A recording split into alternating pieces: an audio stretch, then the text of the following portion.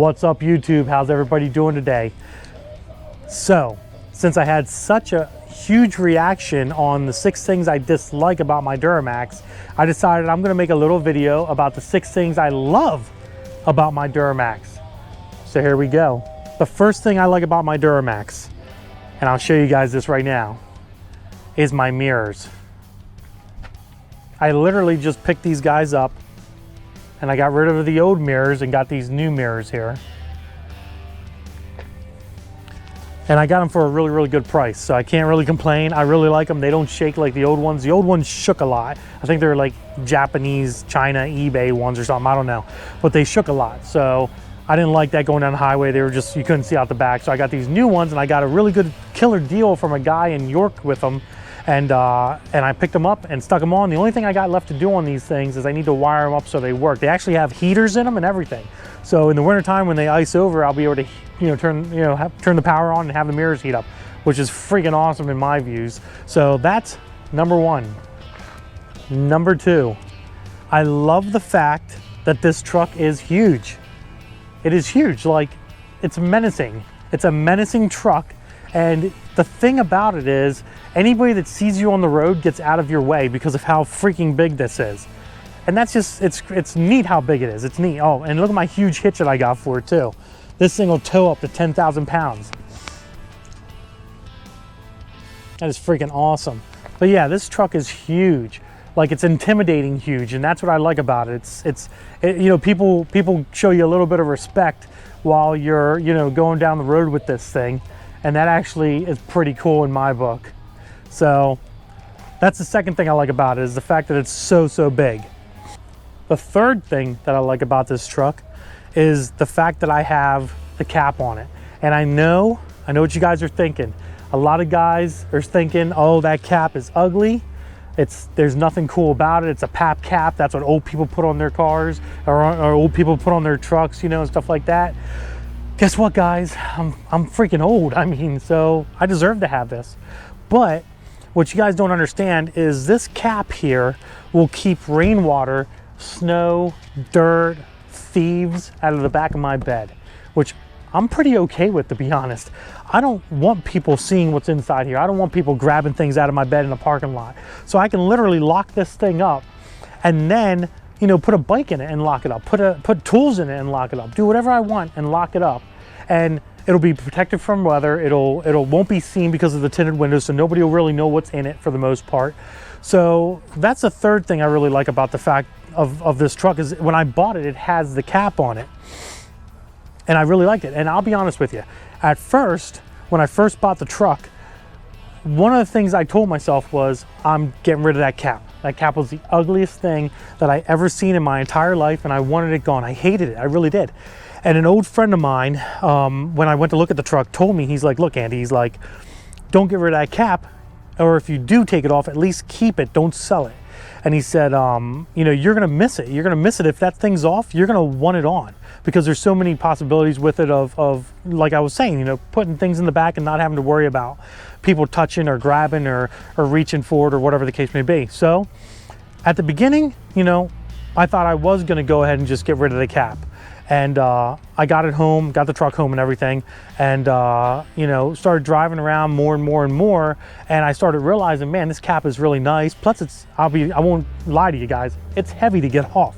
Like, this Lear cap has some weight to it. You need 2 people to do it very easily. 3 people would make it much easier, but 2 people can do it. One person's not going to take this cap off.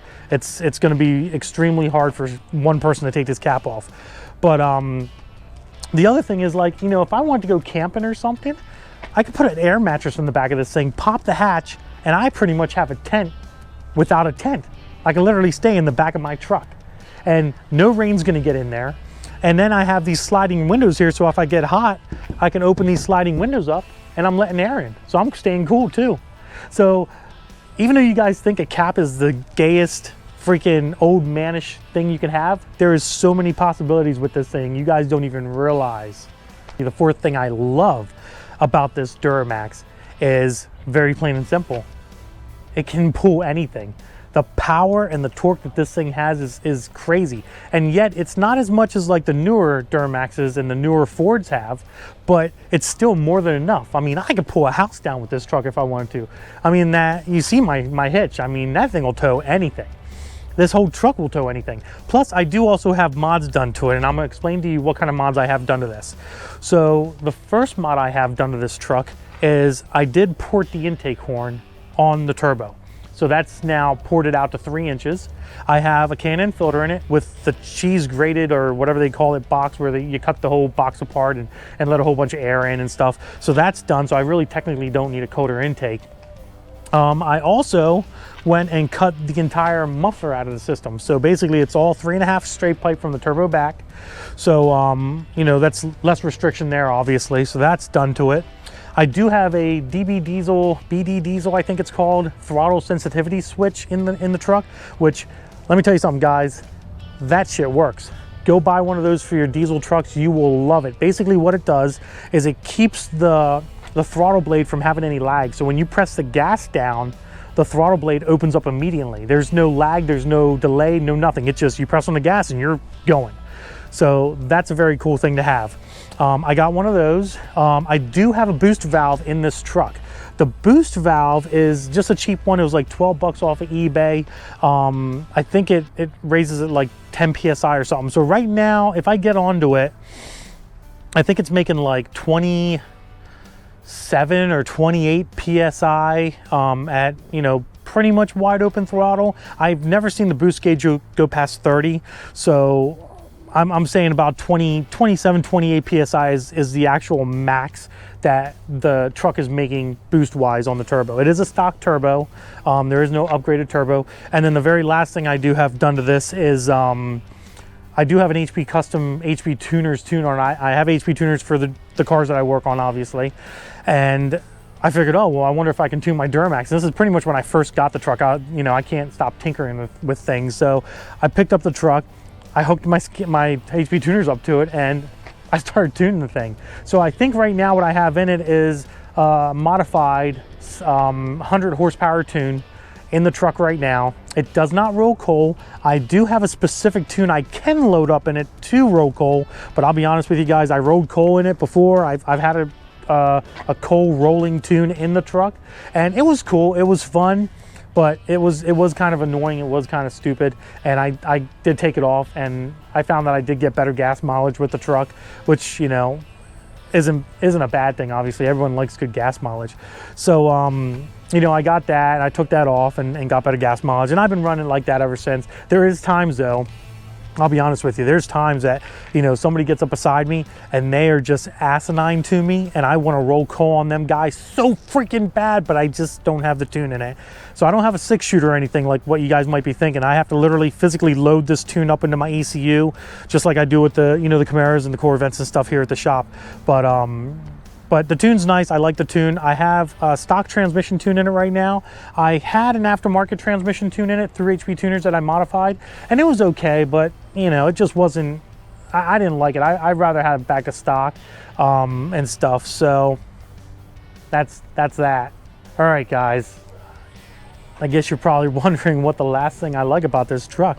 And I'm gonna tell you, I know in my last video of, you know, the 6 things I dislike about my Duramax, I had a lot of things I didn't like about my Duramax, and they were justified things in my eyes. I thought they were justified things that I didn't like about it, and I got a lot of love from you guys, and I got a lot of hate from you guys as well, which is fine. I love the hate. I thrive on it. But the 6th thing, the last thing that I really, really like about this Duramax is the price that I paid for it. And I'm gonna be honest with you guys, and I'm gonna tell you what I paid for this truck.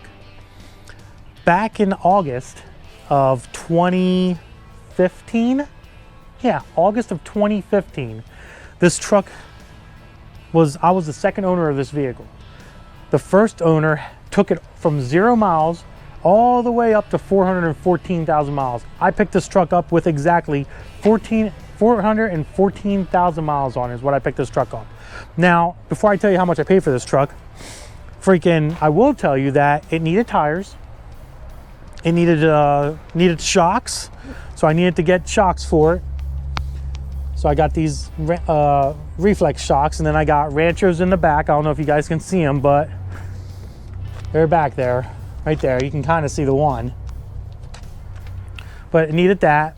It needed front tires to at least pass inspection. And the biggest thing it needed was, well, it needed speakers in the door too. I needed speakers, which really isn't a big deal. But the biggest thing that it needed was it needed an injection pump.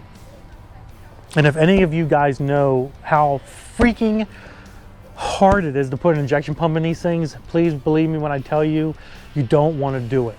You don't want to do it, you just don't. So it needed an injection pump. It was down on power because of the injection pump, but it does have a fast 150 lift pump on it already, which was helping the truck continue to run. It ran like that for a year after I got it, before I actually was able to get an injection pump for it and install it myself, which took about 9 freaking hours, which I know some of you guys might be like, oh, that's like a 6-hour job. Well, it was the first time that I ever did one of those, and it sucked. It sucked so much. So keep that stuff in mind. I paid $2,800 for this freaking truck, guys. 2,800 bucks. I think it was like $3,300 after tax, tags, registration, everything, insurance that needed to go into it for me to get it. But that's what I paid for it, guys. $2,800 cash money is what I paid for this truck. I got a good deal on it. It was a trade-in at a dealership. I just so happened to know, you know, the guy that owned the dealership, and I was told about the truck. And basically what happened was I was looking for like a 1500 or a 2500 Chevy, you know, something small, because I had a little motorcycle trailer I wanted to trailer around, you know, and put my motorcycle on.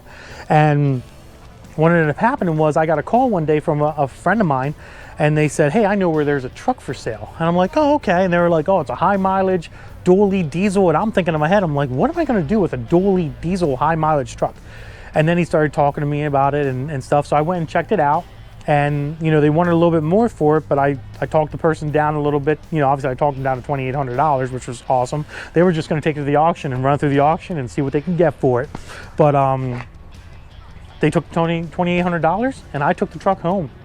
So that's why I love this freaking truck so much. So there is things that I don't like about it, but there is a lot of things I do like about it. And the number one thing I like about my truck is the price that I paid for it. And I know you guys are probably freaking out right now, because they're probably like, that's a $10,000 truck. That's a $12,000 truck.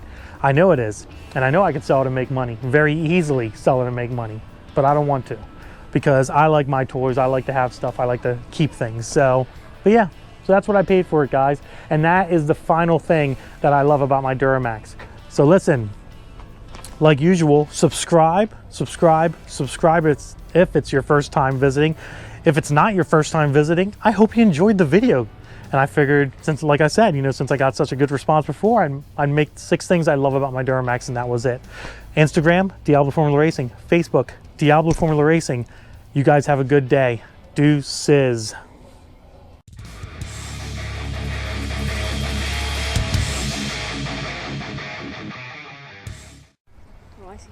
What'd you say, boy? Say hi to your friends at school. I know they're watching. Probably not. Probably like, oh, look at that ugly kid. I see how it is. Listen, guys, make them popular. I know you guys are watching in Manheim Township, guys. Make them popular, guys. Make them popular.